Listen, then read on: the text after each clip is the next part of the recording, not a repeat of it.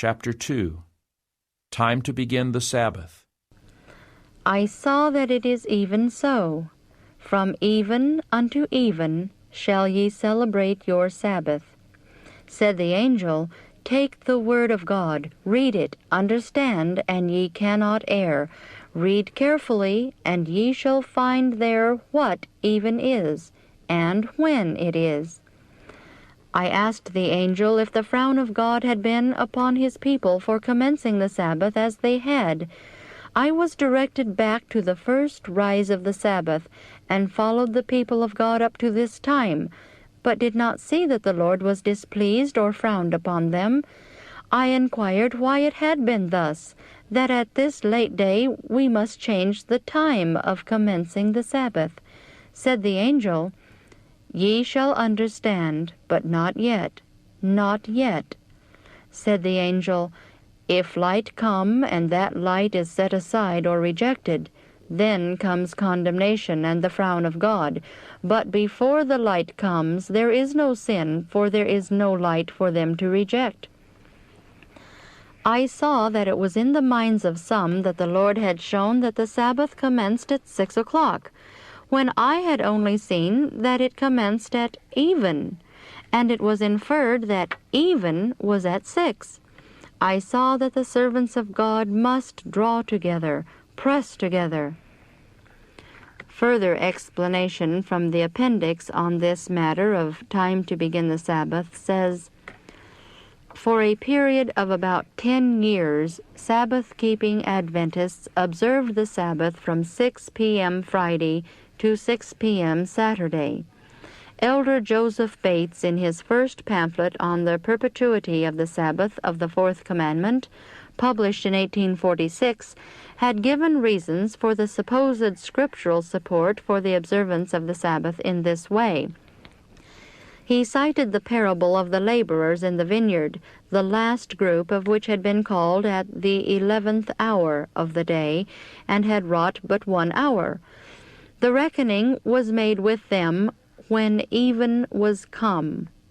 See Matthew 20, verses 6, 8, and 12. Comparing this with Christ's question, Are there not 12 hours in the day?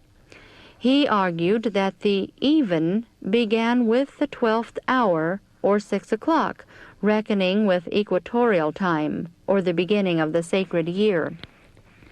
Respect for his years and experience and his godly life may have been the main reasons for accepting his conclusions without further investigation.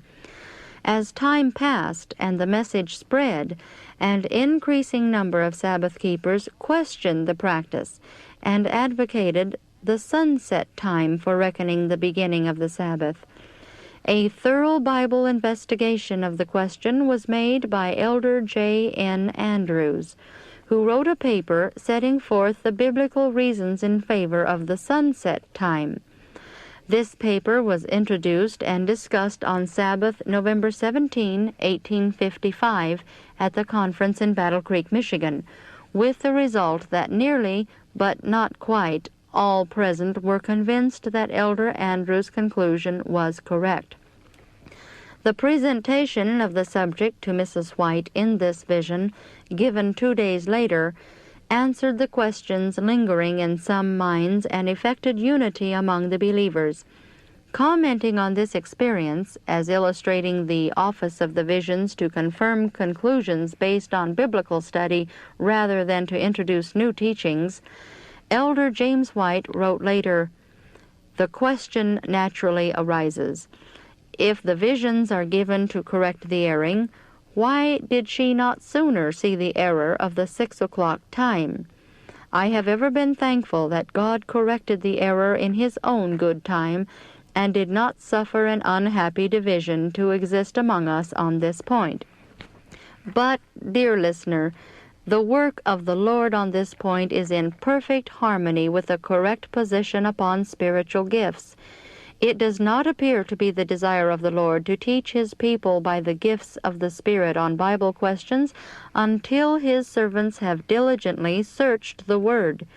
When this was done on the subject of time to commence the Sabbath, and most were established, and some were in danger of being out of harmony with the body on this subject, then, yes, then was the very time for God to manifest His goodness in the manifestation of the gifts of His Spirit in the accomplishment of its proper work.